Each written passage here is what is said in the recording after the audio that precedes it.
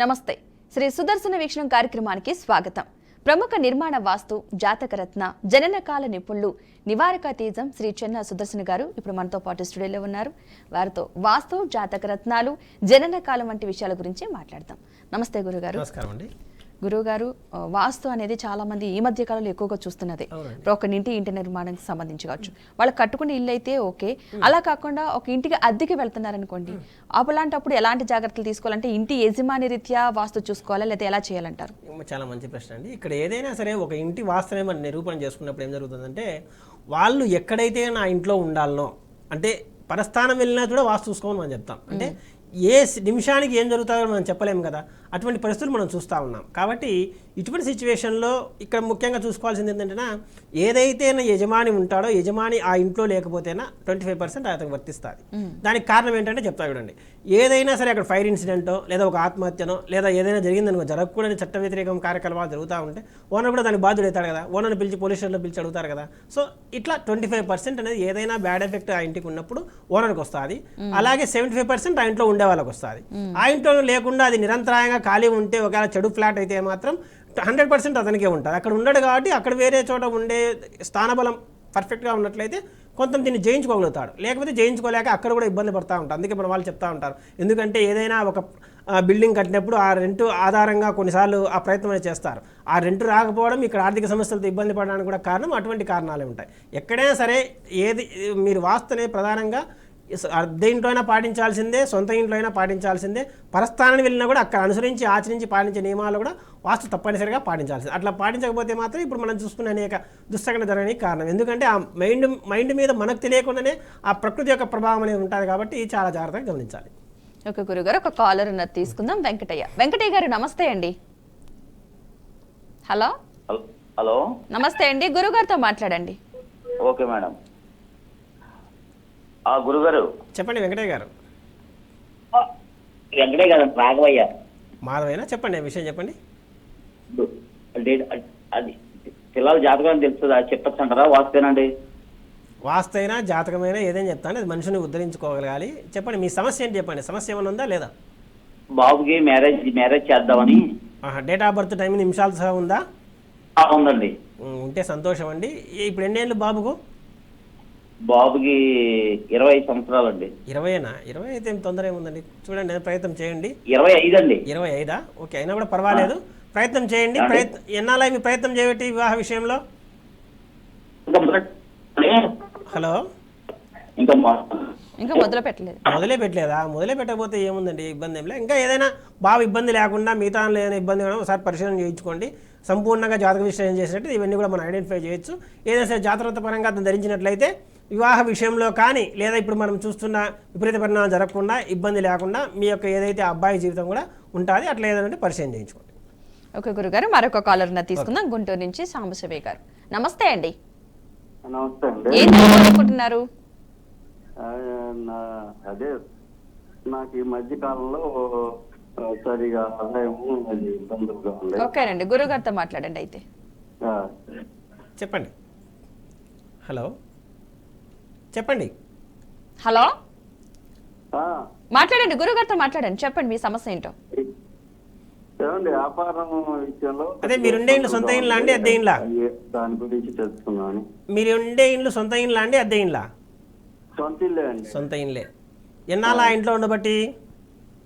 ఏమండి ఆ ఇంట్లో ఉండబట్టి ఎన్నాళ్ళ అంటున్నా? ఈ ఇంట్లో దాదాపు 25 ఏళ్ళు అయితే. ఇప్పుడు సమస్యలు ఎప్పటి నుంచి ఉన్నాయి? సమస్యలు ఈ ఒక 4-5 నుంచి కొద్దిగా బాగా ఇబ్బంది. 45 రోజులేనా? 4-5 నెలల నుంచి. ఓకే, 4-5 నెలల్లో ఏమైనా ఇంట్లో మార్పులు ఏమైనా చేసినారా? ఏం చేయలేదు. బరువుల విషయంలో అట్లాంటి ఏంటంటే ఒకసారి పరిశీలన చేసుకుని, ఒకసారి కాలప్రభావం అనేది ఉన్నప్పుడు అది ఇబ్బంది లేకుండా ఉంటుంది. కాలప్రభావం ఎప్పుడైతే తగ్గుతుందో అప్పుడు వాస్తు ప్రభావం అనేది విపరీతంగా దెబ్బ కొడుతుంది. సో అట్లాంటి ఏదంటే ఒకసారి సొంత ఇంట్లో కాబట్టి పరిశీలన చేయించుకోండి. తర్వాత మీకు డేట్ ఆఫ్ బర్త్ టైం నిమిషాలు ఉన్నట్లయితే అదేదైనా దశ అంతర్దశల్లో ఇబ్బంది పెడతా ఉండొచ్చు. అట్లా కూడా పరిశీలన చేసుకోండి.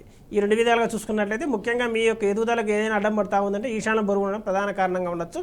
వాస్తుపరంగా విశ్లేషణ చేసుకున్నప్పుడు ఇంకా అంతా దశ అంతర్దశలు కాబట్టి మిగతా వాళ్ళు దశ అంతర్దశల్లో ఏదో రత్నాలు చెప్తారు, కానీ అవి అంత ప్రెడిక్టబుల్ కాదు. మిగతాటి వేరే విధంగా ప్రొటెక్షన్గా ఆ రత్నం ఏదైనా సరే ఆ చక్రంలో ఉపయోగపడతా ఉంటే జాతక చక్రంలో అది చూసుకున్నట్లయితే బ్రహ్మాండంగా ఉంటారు. అది పరిశీలన చేసుకున్నాం ఒకసారి.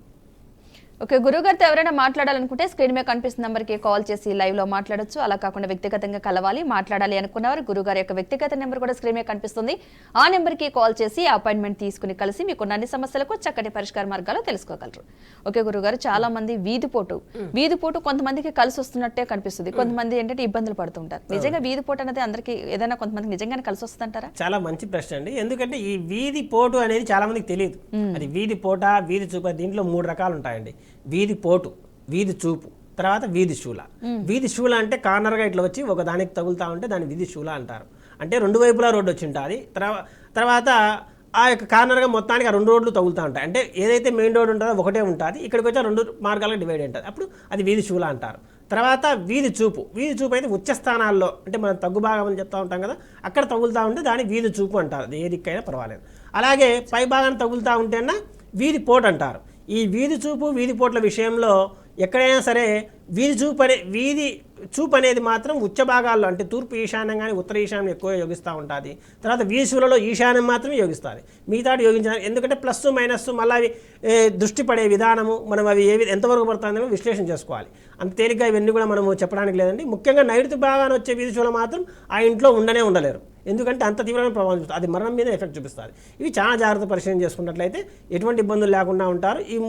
లేదా కొంతమంది చేస్తారంటే వినాయక బొమ్మ పెట్టుకోవడం, ఇటువంటి కూడా నివారణ ఉపాయాలు చేస్తున్నా ఎంత నిరూపణ సాధ్యమనేది కాదు. వేరే విధంగా చేయొచ్చు, కానీ దానికంటే కూడా ఏదైనా సరే ఆల్రెడీ ఉండారు, మేము ఇక్కడి నుంచి వెళ్ళలేము, మాకేదో మార్గం అంటే మనం సూచిస్తాం, కానీ అంత మించి వేరే చేయలేదు. అంటే వినాయక బొమ్మ కాదు, అక్కడ ఏదైనా సరే ఒక గోడ అనేది కట్టాల్సి ఉంటుంది. ఆ కాంపౌండ్ కానీ ఇంటికి కానీ అటాచ్ కాకుండా అక్కడ దృష్టి ఏదైతే ఉందో ఆ గోడకి నిలిచిపోయేటట్టు ఉండాలి. అది చేసుకున్నట్లయితే కొంచెం వరకు మేలవుతుంది. ఓకే గురుగారు, కాలర్ తీసుకుందాం. అచ్చెన్నాయుడు గారు, నమస్తే అండి. నమస్తే అమ్మా. మాట్లాడండి గురుగారితో, మీ సమస్య ఏంటో చెప్పండి. నమస్తే అండి గురుగారు. నమస్కారం అండి అచ్చెన్నాయుడు గారు, చెప్పండి. హలో, నమస్తే అండి గురుగారు. నమస్కారం, చెప్పండి, విషయం చెప్పండి. ఏం లేదు సార్, మా అబ్బాయి గురించి లాస్ట్ టైం మీతో మాట్లాడాను. అదే టైం అప్పుడు నా ఫోన్ కట్ అయింది. అయ్యో, చెప్పండి. పేరు సతీష్ నాయుడు. 14 మే 81 అండి, 1981 రాత్రి 10 దాటిన తర్వాత పుట్టాడండి. 10, 15, 10, 20 అట్లా ఏమైనా టైం ఉందా అండి? టైం కరెక్ట్ ఎగ్జాక్ట్ లేదు, కరెక్ట్. 10 దాటిన తర్వాత నాకు ఐడియా ఉందండి. తర్వాత అబ్బాయి విషయంలో ఏమైనా సమస్య ఉందా? సమస్య బాగా ఉంటుంది. అయ్యో, మీరుండే సొంత ఇల్లు అండి, అద్దె ఇల్లు? ఏమి పెట్టినా సక్సెస్ కావటం లేదు, అన్ని ఫెయిల్ అయిపోతున్నాయి. దగ్గర 50-60 లక్షలు లాస్ అయ్యాను. అయ్యో, అయినా నేను బాధపడలేదు, ఇంకా విడుతూనే ఉన్నాను. అవునండి, మనకంటే కూడా మన అబ్బాయి ముఖ్యం కదా, అది ఎందుకంటే వాళ్ళ కోసమే మనం బతికేది కాబట్టి. ఏంటి మరి జాతకం అంటే చాలా మంది చూపించాను, బాగోలేదని అంటున్నారు. పర్ఫెక్ట్ టైం లేనప్పుడు అది నిర్ధారణ చేయడం చాలా కష్టం అండి. ఎందుకంటే ఒక్కొక్కసారి 5 నిమిషాల వ్యవధిలో లగ్నం మారిపోతూ వస్తుంది. ఆ సమయం కనుక అది అయింది అనుకోండి, అప్పుడు జాతక నిరూపణ కూడా పెద్దగా యోగించదు. కాబట్టి దానికంటే కూడా మీకు చెప్పేదని, మీరుండే సొంత ఇల్లు అనుకుంటా, సొంత ఇల్లేనండి? సొంత ఇల్లు అయితే ఇంట్లో పరిపూర్ణంగా వాస్తు మార్పులు చేయించుకోండి. తద్వారా మిగతా సమస్యలను కూడా లేకుండా మీకు ముందు చెప్పండి. గురుగారు, మా ఫాదర్ కట్టడం, ఆయన 101 సంవత్సరం రీసెంట్ గా 18 చనిపోయారు. అయితే ఇల్లు బాగా వాస్తులకి విరుద్ధంగా ఉంటే అన్ని చేయించాను సార్ గురుగారు. ఇక్కడే అండి, ఇక్కడ ఎందుకంటే మనకు జరిగే సమస్య ఏంటంటే అండి, నిన్న కూడా మనం ఒక విషయం చెప్పుకున్నాము. కొందరు ఏదో సంశయించి వేరే వాళ్ళని సంప్రదించి అక్కడ వృధాగా డబ్బులు పోగొట్టుకొని ఇబ్బంది పడుతూ ఉన్నారు. అందరూ చూసినా సరే ఒక్కసారి మేము కూడా చూస్తాము, అప్పుడు మీకు తెలుస్తుంది దాని విషయం ఏంటని. ఎందుకంటే అది చూడండి, మనం చెప్పడానికి సాధ్యం కాదు. ముఖ్యంగా ఇప్పుడు మీ అబ్బాయి ఎదుగుదలలో ఇబ్బంది జరుగుతూ ఉందంటే ఖచ్చితంగా అక్కడ ఈశాన దోషం అనేది ఉండాలి. అది బెడ్రూమ్లో కానీ, లేదా పోర్టికో విషయంలో కానీ, లేదా స్టెప్స్ విషయంలో కానీ ఉండాలి. మేము అది నిరూపణ చేస్తాం, ఒకసారి పరిశీలన చేయించుకోండి. అట్లా ఏం చేయండి, ఎందుకంటే అందరు చూసినారు కానీ మేమేం చెప్తాం, లేదా మీరే చేసుకోవచ్చు. ముఖ్యంగా ఈశాన దోషం లేదా ఇది వరకు మీ ఇంతలోపు మీరేం చేసుకోవాలంటే ఈశాన్యంలో బరువులు ఏమన్నా ఒకసారి పరిశీలన చేసుకోండి. ఈశాన ద్వారాలు వాడుతున్నారా లేదో చూసుకోండి. అలాగే ఈశాన్యం చూసి వెంటిలేషన్ వాడుతున్నారా లేదో చూసుకోండి. ఎందుకంటే ఇది ప్రధానంగా ఈశాన్యం అనేది పిల్లల మీద ఎఫెక్ట్ చూపిస్తూ ఉంటుంది. అది ఆడవారు కావచ్చు, మగవాళ్ళు కావచ్చు. అట్లాగే కుటుంబ యజమానురాలు కానీ యజమానికి కానీ మనశ్శాంతి, ఎప్పుడైతే పిల్లలు బాగుంటారు మనశ్శాంతిగా ఉంటారు. కాబట్టి ఇది ఒకసారి పరిశీలన చేసుకోండి, లేదా ఇంకా డెప్త్గా ఉంటే చూద్దాం. ఓకే అండి. ఓకే గురుగారు, చాలా మంది ఇళ్ల స్థలాలు కావచ్చు, ఇల్లు కానీ అమ్మాలని చాలా ప్రయత్నం చేస్తూ ఉంటారు, కానీ అవి సేల్ అవ్వు. చాలా సంవత్సరాల నుంచి ట్రై చేస్తూ ఉంటారు. అంటే ఏ దోషం వల్ల అలా అవ్వు, ఒకవేళ అవ్వాలంటే ఏం చేయాలి? నెంబర్ 1 అండి, మా లాంటి వాళ్ళకి కానీ ఏ స్థలాలు చూపించాను, వీళ్ళు ఆల్రెడీ ఎవరో ఒకరు వచ్చేసి వీళ్ళకి అంటగట్టింటారు పనికిరాని స్థలాలు. మేము వద్దని చెప్పేస్తాం. ఎందుకంటే మాకు 4-5 స్థలాలు చూపిస్తేనా దరిద్రాన్ని ఎందుకు నెత్తి మీద పెట్టుకుంటాం, మంచిది చూసుకుంటూ అని చెప్పేస్తాం. అంటే అసలు 4-5 మాకు చూపించిన 4 బాగాలేవు, 4 బాగాలంటే వద్దని చెప్తాం.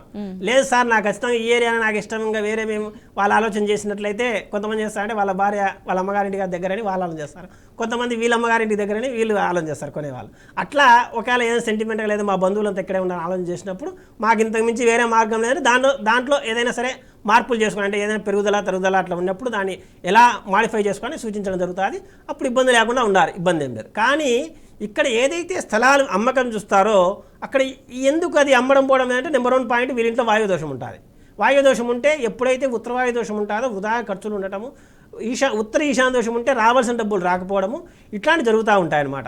అటువంటిప్పుడు ఏమైతే అది ఎప్పుడైతే వీళ్ళకి ఆ స్థలం అమ్ముతే కనుక ఒక్కోసారి ఆ బెనిఫిట్ అయిపోయి ఒకటి మేలు జరుగుతుంది, లేదా ఒక్కోసారి అమ్ముడిపోవడం లేదంటే రాబోయే కాలంలో మంచి రేట్ వస్తుంది కాబట్టి అట్లా కూడా బెనిఫిట్ ఉండొచ్చు.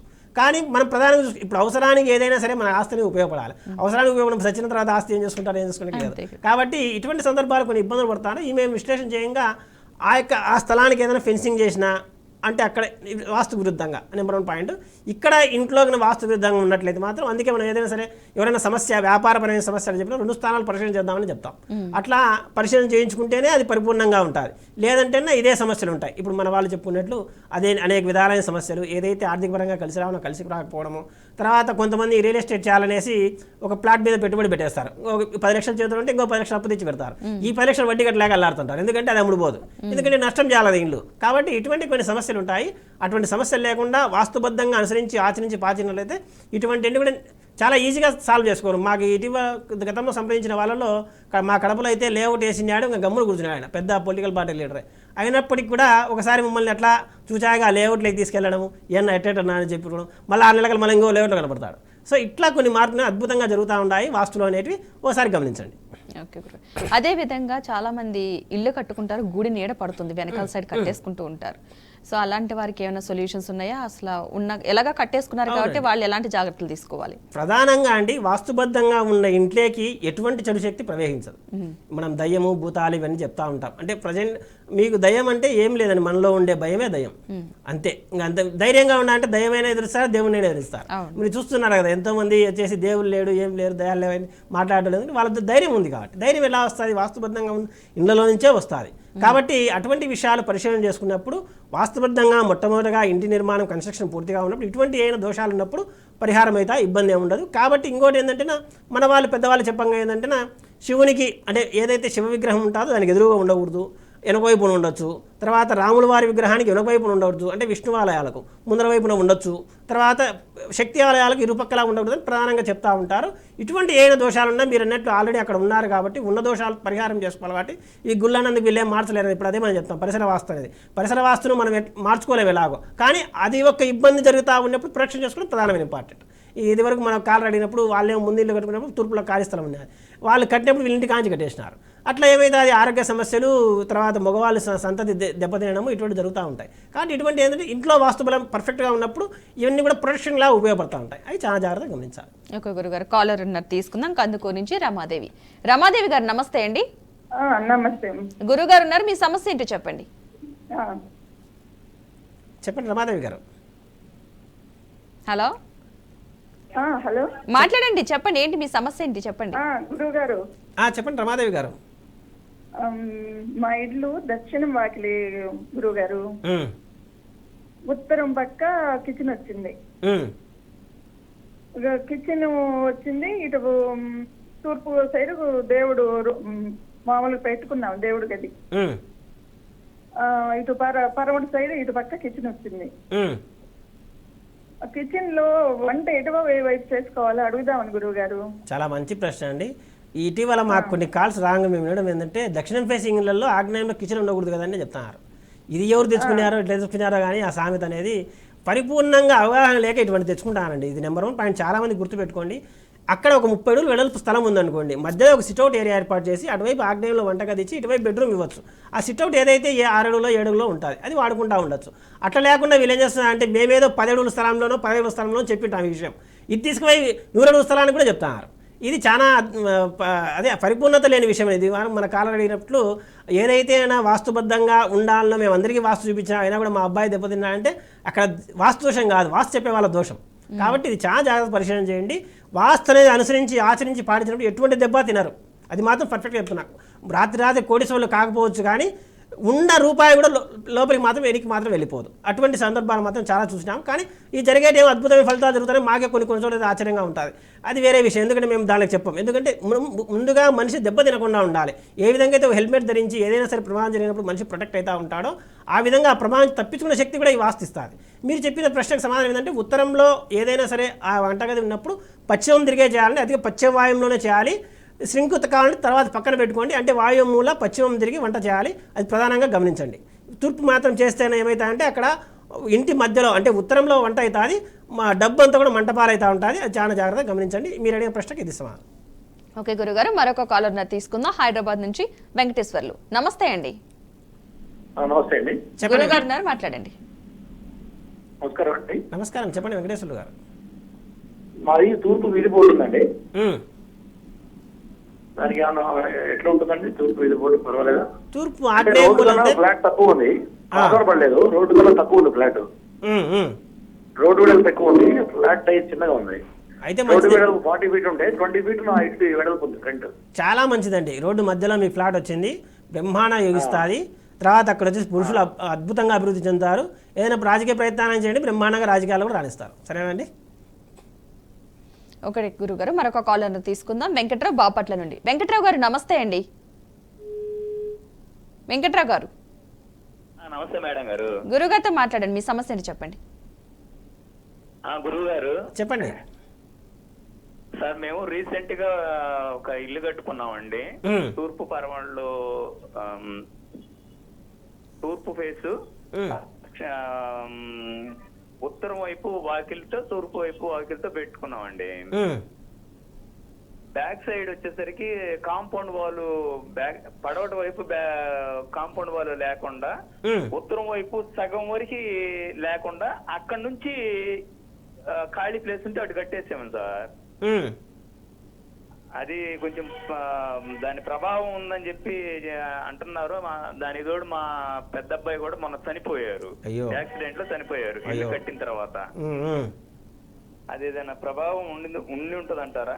ఖచ్చితంగా ఉంటుంది. దాంతోపాటు ఉత్తర ద్వారం అంటే ఏదైతే కాంపౌండ్ ఆ ఇంటికి ఉండాలో సరిత లేదు, నెంబర్ 1 పాయింట్. అంతే కదా? అవునవును. కాబట్టి ఎప్పుడైతే కాంపౌండ్ పర్ఫెక్ట్గా ఉన్నదో అక్కడ దోషాలు సహజంగా కలుగుతూ ఉంటాయి. బయట నుంచి దోషాలు ఆ ఇంట్లో ప్రొటెక్ట్ చేయలేదు. దాంతో యాక్సిడెంట్ అయ్యే అబ్బాయి చనిపోయాలంటే ఖచ్చితంగా తూర్పు ఆగ్నేయం దోషం ఉంటుంది. అది పరిశీలన చేయించుకోండి.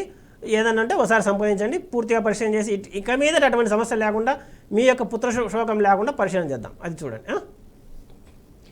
ఓకే గురుగారు, చాలా మంది నవరత్నాలు అని చెప్పేసి ధరించేస్తూ ఉంటారు. ఏదో ఒక రత్నం కలిసి వస్తుంది అని చెప్పి. యాక్చువల్గా వాళ్ళ జాతక రీత్యా కావచ్చు, పుట్టిన టైంని బట్టి కావచ్చు, వాళ్ళకి ఒక రత్నం సూటబుల్ అయ్యి ఉండొచ్చు. కానీ ఆ కొంతమంది తెలియక సరే ఏదో ఒకటి అయితే యూజ్ అవుద్ది అంటే నవరత్నాలు ధరించేస్తూ ఉంటారు. అలాంటి వాళ్ళ ఎలాంటి ఫలితాలు ఉంటాయి అసలు? మేము ప్రేక్షకులు కూడా చెప్పాను, నవరత్నాల ఉంగరం ధరించాకండి. ఎందుకంటే కన్నా మన జాతకంలో ఏదో ఒక గ్రహం చాలా గొప్ప మంచి పని చేస్తుంటుంది, ఏదో ఒక గ్రహం చాలా అధమంగా పనిచేస్తుంది, అదే మరణకారకం అవుతుంది. లేదా అనారోగ్యాల పాలు ఇంకో గ్రహం అవుతూ ఉండొచ్చు. ఇటువంటి సందర్భాల్లో ఏమవుతుందంటే ఆ యొక్క దశ అంతర్దశలో వచ్చినప్పుడు ఈ ఏదైతే రత్నం ధరించి ఆల్రెడీ మీరు ఉంటారో, నవరత్నాలు మీరు ధరించి ఉంటారు, ఆ యొక్క రత్నం ఎఫెక్ట్ చూపించినప్పుడు ఖచ్చితంగా రోగాల పాలు కావడం కానీ లేదా మరణం పొందడం కానీ జరుగుతూ ఉంటాయి. మీరు చాలామంది చెప్తా ఉంటారు నవగ్రహాలే మనం పూజ, అవి పూజనీయమే, అదే నవరత్నాలు పూజ చేసుకోవచ్చు. కానీ ఇట్లా ధరించడం మాత్రం, ఎందుకంటే అది ఎనర్జీ లెవెల్లో చూసుకోవాలి. మన యొక్క చుట్టూ ఉండే వలయంలో ఏదైతే డీవియేషన్ అయ్యి మనం మంచి చేయాల్సి ఉందో ఆ యొక్క శక్తిని మనం పెంచుకోవాలి. కానీ ఇట్లా ఏదైతే చెడు చేసేది ఉందో ఆ యొక్క శక్తిని పెంచుకున్నప్పుడు, అందుకే మనం ఇటీవల చూడంగా మా ఏరియాలో పాపం అతనికి ఆ టికెట్ రావడానికి కారణము ఆ రత్నాలే. ఎవరో మహానుభావులు ఇచ్చినారు, పాపం పెట్టుకొని బాగా అంతా చేసుకుంటా ఉన్నారు. కానీ చేసే ప్రయత్నంలో సత్ఫలితం లేకుండా పోయింది. ఎందుకు లేకుండా పోయిందంటే వాస్తు ప్రభావం ఎలాగా ఉంది. ఎప్పుడైతే వాస్తు చెడు ప్రభావం ఉంటుందో ఇటువంటి వాళ్ళు జత అవుతూ ఉంటారు. కాబట్టి కొంచెం జాగ్రత్తగా పరిశీలన చేసుకోండి. నవరత్నాల ఉంగరం అయితే ధరించాకండి. ఏదైతే రత్నం మేలు చేస్తూ ఉంటుందో దాన్ని సూక్ష్మంగా సునిశ్చితంగా దశాంతర్దశలతో సంబంధం లేదు, నక్షత్రంతో సంబంధం లేదు, రాశితో సంబంధం లేదు, లగ్నంతో కూడా సంబంధం లేదండి. ఎందుకంటే అవి పరిశీలన చేసి అక్కడ ఒక రత్నం అనేది మనకు అంటే ఏదైనా గ్రహం యోగిస్తూ ఉంటుంది, ఆ గ్రహ సంబంధమైనటువంటివి చేసుకున్నట్లయితే గొప్పగా ఫలితాలు ఉంటారు. లేదా చెడుపు చేసే గ్రహ సంబంధం చేసుకున్నప్పుడు కూడా ఇట్లాంటి అదమ ఫలితాలు పొందుతారు. చాలా జాగ్రత్తగా గమనించండి. ఓకే గురుగారు, మరొక కాలర్ గురుగారు తీసుకుందాం. హైదరాబాద్ నుంచి శ్రీనివాస్ గారు నమస్తే అండి. గురుగారితో మాట్లాడండి, మీ సమస్య ఏంటి చెప్పండి. చెప్పండి శ్రీనివాస్ గారు. గురుగారు నమస్తే అండి. నమస్కారం అండి, చెప్పండి. గురుగారు కొంచెం నా జాతీయ పరిస్థితిని తెలుసుకుందామని కాల్ చేశానండి. మీకు ఏమైనా సమస్య ఉందా అండి? అవునండి, జాబ్ సెట్ కావాలి సార్. ఏదైనా జాబ్ సెట్ కావడం లేదు. మీది జాతకంలో డేట్ ఆఫ్ బర్త్ టైం నిమిషాల సహా ఉందా అండి? ఉందండి. ఉంది. నిమిషాల సహా ఉన్నట్లయితే ఒకసారి మీరు పరిశీలన చేసుకోండి. ఏ విధంగా అంటే అన్న దశమాధిపతి సహకరిస్తూ ఉన్నాడు, నెంబర్ 1 పాయింట్.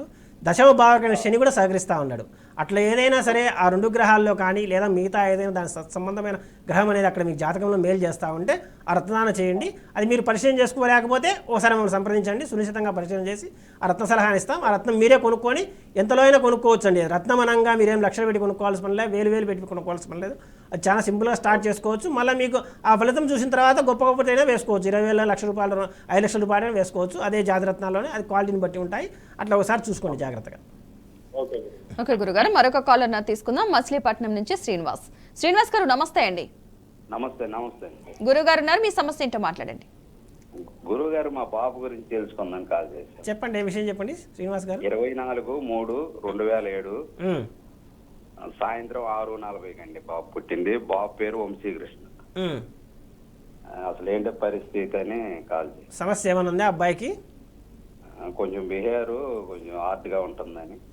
బిహేవియర్ హార్డ్గా ఉంటుంది. అక్కడ కుజుడు ప్రభావితం చేస్తూ ఉంటాడు జాతకంలో. ఆ కుజుడు నిజంగా మేలు చేస్తున్నాడా? కొంతమందికి ఆ కోపం మంచిదే అవుతుంది, కొంతమందికి ఆ కోపమే చెడుపు తెచ్చి పెడుతుంది. కాబట్టి కొన్నిసార్లు అవి సందర్భంగా పరిశీలన చేయించుకోండి. అట్లా చేసుకొని అక్కడ ఏదైనా సరే ఒక గ్రహం లేదా ఇది హై బీపీ ఉన్నప్పుడు లో బీపీ చేసేదానికి కూడా కొన్ని గ్రహాలు సహకరిస్తూ ఉంటాయి. ఉదాహరణకు బుధుడు కానీ లేదా శని కూడా ఒక్కోసారి సహకరిస్తూ ఉంటాడు. కానీ కుజుడు కానీ గురువు కానీ హై బీపీ తెప్పిస్తారు, డైమండ్ కూడా హై బీపీ తెప్పిస్తుంది. కాబట్టి శుక్రుడు కానీ. కాబట్టి అటువంటి ఏదైనా ఫలితాలు ఒకసారి పరిశీలన చేయించుకోండి. అట్లా చేసుకొని అబ్బాయికి తదనంతర జీవితంలో కూడా ఆ రత్నం ఏదైతే ఇది జీవితాంతం ధరించండి. మనం ఇచ్చే ఏదైతే జాతరత్నం ఉంటుందో 1 రోజు 2 రోజులు ధరించేది లేదా 5 ఏళ్ళు 10 ఏళ్ళు ధరించేది 20 ఏళ్ళు ధరించేది కాదండి. జీవితాంతం ప్రొటెక్షన్ లాగా అది మీకు ఉపయోగపడే విధంగా ఉండే విధంగా మనం చేస్తున్నాము. అది చూడండి ఒకసారి, అట్లా ప్రయత్నం చేయండి. గురుగారు, చాలా మంది కొంచెం ఆరోగ్య సమస్యలతో బాధపడుతూ ఉంటారు. ఒక సమస్య తీరేసరికి ఇంకొక ఆరోగ్య సమస్య వస్తూ ఉంటుంది. వాళ్ళకి డేట్ ఆఫ్ బర్త్ ఉండకపోవచ్చు, ఏదో కొంచెం పెద్దవాళ్ళై ఉండొచ్చు. అలాంటి వారికి ఏమైనా జాతకరీత్యా అంటే జాతక రత్నాలు ఏమైనా ధరిస్తే మంచి జరిగే అవకాశాలు ఉన్నాయంటారా? అట్లా కారణం బట్టి ధరించకూడదండి. ఎందుకంటే మామూలుగా ఆరోగ్య సమస్యలకు కారణం వచ్చేసి కుజుడు అని చెప్పేసి వీళ్ళు కుజుని రక్తదానం చేస్తూ ఉంటారు, పగడం రక్తదానం చేస్తూ ఉంటారు. దానివల్ల లేని ఆరోగ్య సమస్యలు ఇంకా ఎక్కువయ్యేదానికి అవకాశం ఉంది. ఏదో దగ్గుతా పోతేనా సొంటి పెరమన్నట్లు వీళ్ళు ఇంకా దగ్గుకు పోతేనా అది ఆస్తమా, లంగ్స్ చెడిపోయినాయి లేదా లివర్ను కోసేయాలా, ఇటువంటి సమస్యలు వచ్చేదానికి అదే కారణం. ఎప్పుడైతే మీరు చాలా జాగ్రత్తగా గమనించండి, ఎవరైతే పగడాన్ని ధరిస్తూ ఉన్నారో వాళ్ళ యొక్క అనారోగ్య కాలానుష్ఠ ధరిస్తూ ఉన్నట్లయితే అది రోగం అనేది పెరుగుతానే పోతుంటే తగ్గేదానికి లేదు. ఎందుకు ఆ జాతకంలో కనుక సరిత లేకపోతే అది 6, 8, 12తో కనెక్ట్ అయి ఉంటే కన్నా. కాబట్టి ఇటువంటి జాగ్రత్త పరిశీలన చేసుకుని అంత తేలిక చేయడానికి లేదండి. ఇంకా ఇట్లా మనకు డేట్ ఆఫ్ బర్త్ టైమింగ్ ఇవన్నీ లేవు, ఒక సొంత ఇంట్లో ఉంది లేదా అద్దె ఇంట్లో ఉంటున్నారు, తద్వారా ఏదైనా సరే వాస్తు ఫలితాలు పొందినట్లయితే ఇటువంటి ఏమి కూడా అవసరం ఉండదండి. ఎందుకంటే మమ్మల్ని సంప్రదించిన వాళ్ళు కొంతమంది చేసేది గతంలో అయితేనా అనేక రత్నాలు ధరిస్తూ ఉన్నారు, అనేక వాళ్ళు చెప్పే విపరీతమైనటువంటి చేస్తూ ఉన్నారు, ఎక్కడా ఫలితం లేదు సార్, నేను అన్ని విసర్జించి మీరు చెప్పేది నేను నమ్ముతానండి అని తిరుక్కున్నారు. మేము కూడా అటువంటి వాళ్ళకి ఇంకా మీరు జాతకరత్నాలు ఇవన్నీ మీకు ఎందుకు లేండి, సక్రమంగా వాస్తు పరిశీలించడం చాలా అని చెప్తాను. కాబట్టి ఆరోగ్య సమస్యలకు కారణం వాస్తులో చూసుకుంటే తూర్పు ఆగ్నేయము, దానికి నైరుతిగా కనెక్ట్ అయి ఉంటే మాత్రం అక్కడ మరణం జరుగుతుంది. కాబట్టి అటు జరగకుండా ఉండాలి. లేదా తూర్పు ఆగ్నేయం మాత్రమే కానీ రోగాలతో ఇబ్బంది పడుతూ ఉంటారు. ఈ రెండు కనుక పరిశీలన చేసుకొని అక్కడ ఈ ఆరోగ్య సమస్యలకైతే నేను చెప్తున్నాను. ఇంకా పరిపూర్ణంగా వాస్తున్నప్పుడు ఇంకా ఇబ్బంది ఉండదండి. ఎందుకంటేనా మనకు ప్రకృతి సూర్యభగవానుడు వచ్చేసి ఆరోగ్యకారకుడు, ఆయన మన ఇంట్లోకి వచ్చినప్పుడు మిగతాటన్నీ కూడా క్షణప్రాయం. అది చాలా జాగ్రత్తగా గమనించండి. ఓకే గురుగారు, కాలర్ తీసుకుందాం ఖమ్మం నుంచి యాదగిరి గారు నమస్తే అండి.